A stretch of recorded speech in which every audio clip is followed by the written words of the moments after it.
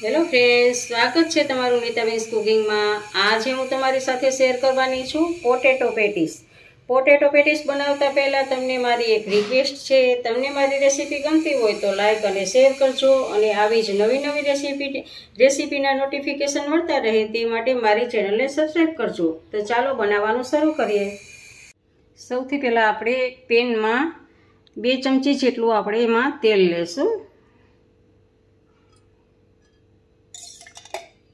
તેલ ગરમ થાય છે, હવે આપણે એમાં અડધી ચમચી જેટલી નાની ચમચી જેટલું આપણે જીરું એડ કરશું અને જીરું થોડું ફૂલે એટલે આપણે ડુંગળી, એક મોટી ડુંગળી કાપેલી છે, ઝીણી કટ કરેલી છે, એ ડુંગળીને એમાં એડ કરશું।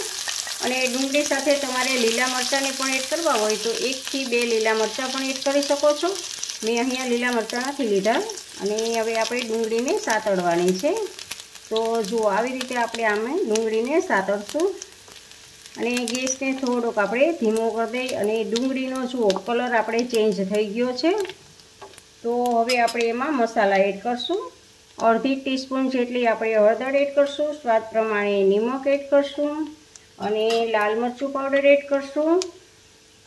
જો તમે લીલું મરચું નાખેલું હોય તો લાલ મરચું પાવડર તમારા જોઈતા પ્રમાણમાં એડ કરવાનું છે અને તમારા ટેસ્ટ પ્રમાણે તમારે મસાલા એડ કરવાના છે અને સારી રીતે બધું આપણે મિક્સ કરવાનું છે।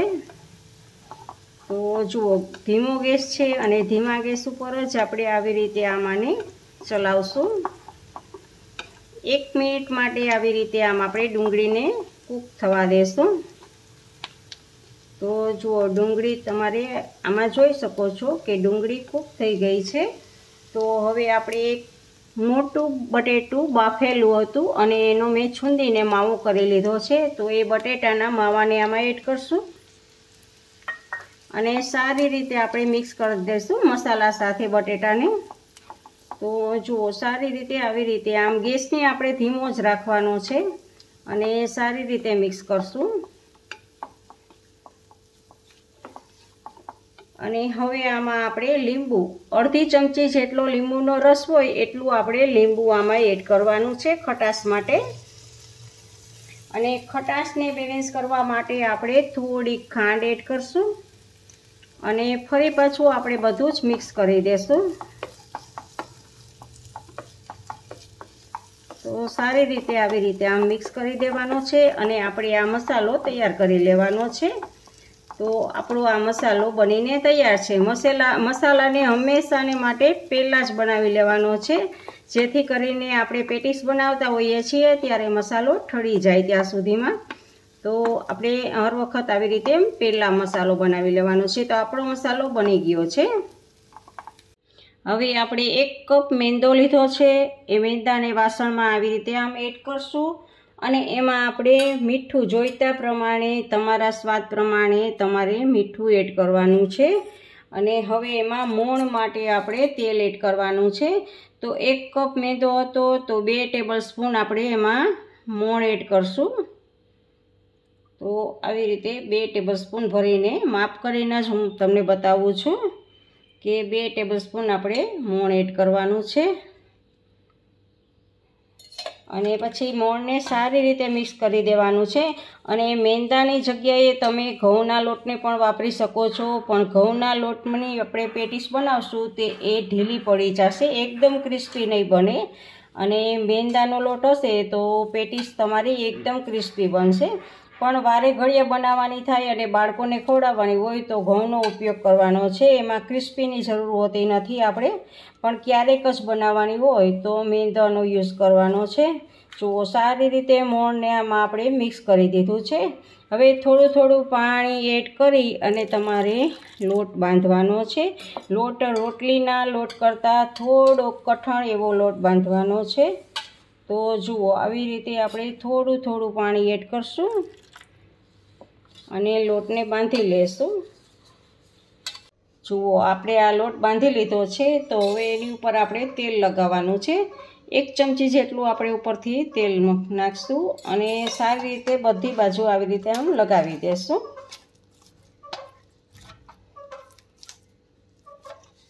અને હવે આને ઢાંકી અને 10 થી 15 મિનિટ માટે રેસ્ટ આપશું, જેથી કરીને આપણો લોટ એકદમ સ્મૂથ થઈ જાય. હવે 15 મિનિટ થઈ ગઈ છે તો આપણે જોઈ લઈએ અને આપણો લોટ એકદમ જુઓ આની થોડોક આપણે કસણી લઈએ. આવી રીતે આમ તમારે હાથથી મસળવાનો છે. આવી રીતે એકદમ સ્મૂથ થઈ જશે લોટ. એકદમ સ્મૂથ થઈ ગયો છે. હવે આમાંથી તમારે રોટલી વણવાની છે.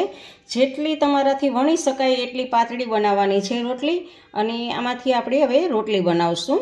તો આવી રીતે એક લૂ લઈ અને આવડું લૂ લઈ અને આની આપણે રોટલી બનાવશું. એવી રીતે આપણે બધી જ રોટલી બનાવી લઈ. પહેલાં આ આપણે રોટલી બધી જ બનાવીને ન્યૂઝપેપરમાં રાખી દીધી છે. બધી રોટલી બનાવી લીધી છે. તો હવે આપણા પાટલા ઉપર એક રોટલી છે.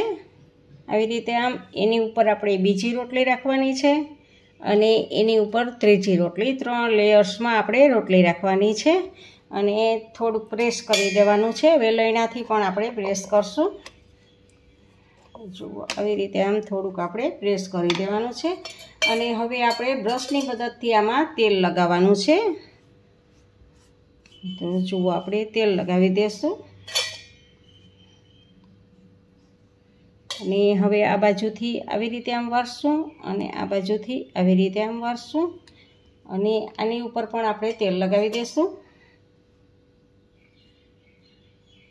અને હવે આ બાજુથી આમ વાળશું અને આની ઉપર તેલ લગાવશું અને આને આમ વાળી દેશું અને એકદમ ફિટ કરી દેશું. હવે અટામણ માટે થોડોક મેંદાનો લોટ લેવાનો છે અને આવી રીતે આમ કરી અને આને વણવાનું છે. આપણે બની શકે ત્યાં સુધી આપણે ચોરસ જ વણવાનું છે. આવી રીતે આમ ચોરસમાં જ વણશું આપણે. જુઓ આપણે આ વણી લીધું છે. હવે આ વધારાનો ભાગ છે એ બધો આપણે કટ કરી લેવાનો છે અને એકદમ સરસ ચોરસ બનાવી લેવાનું છે. આને દૂર કરી દેવાનું છે. આવી રીતે આ બાજુથી પણ આપણે એમ કરશું.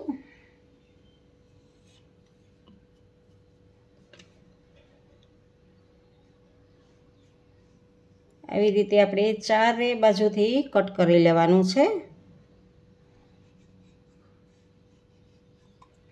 અને હવે બરોબર સેન્ટરમાંથી વચ્ચે આપણે કટ કરશું અને આને પણ આવી રીતે આમ. તો જુઓ હવે આ એક ભાગને આપણે લેવાનો છે હાથમાં. તો હવે આ હાથમાં લઈ અને એમાં આપણે જે મસાલો બનાવેલો છે એ મસાલો ઠળી ગયો છે. તો થોડોક આમાં અડધી ચમચી જેટલો મસાલો આમાં એડ કરશું અને આને આ બાજુથી આમ વાળી દેશું અને મસાલાને અંદર ફિટ કરી દેશું. અને પહેલાં આ બે ખૂણા અને પછી આવી રીતે આમ આને ફિટ કરી દેશું. તો આવી રીતે બધી જ પેટીસ આપણે વાળી લેશું. પહેલાં આપણે બધી જ પેટીસ બનાવી લીધી છે. જુઓ આવી રીતે આપણે બધી જ પેટીસને પેક કરી દીધી છે. રોટલી વણી અને એમાંથી પેટીસ બનાવી લીધી છે. હવે આપણે આ પેટીસને આપણે ફ્રાય કરવાની છે. હવે આપણે ફ્રાય કરવા માટે એક પેનમાં તેલ લીધેલું છે અને એમાં આપણે એક પછી એક આવી રીતે આમ મૂકતા જઈશું અને ફ્રાય કરશું. જુઓ આવી રીતે આમાં જેટલી સામે એટલી મૂકવાની છે. તમારું વાસણ કેવડું હોય એ પ્રમાણે.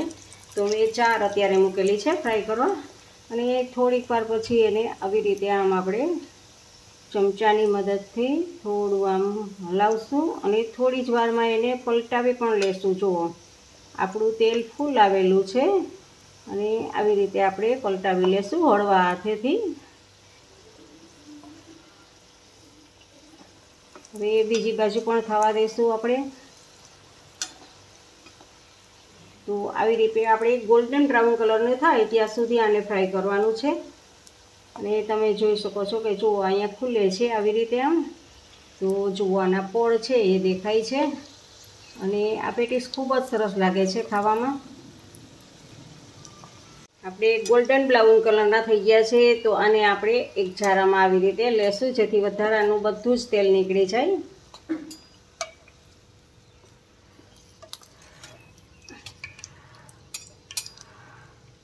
અને હવે આને ડીશમાં ટીશ્યુ પેપર રાખી અને એમાં જેથી કરીને સાવ વધારાનું તેલ હશે એ બધું જ શોષાઈ જશે.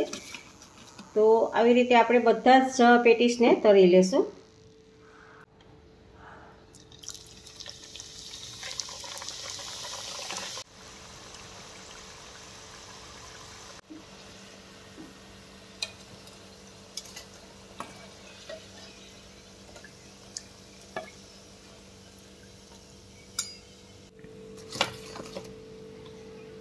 આપણી આ પોટેટો પેટીસ બનીને તૈયાર છે.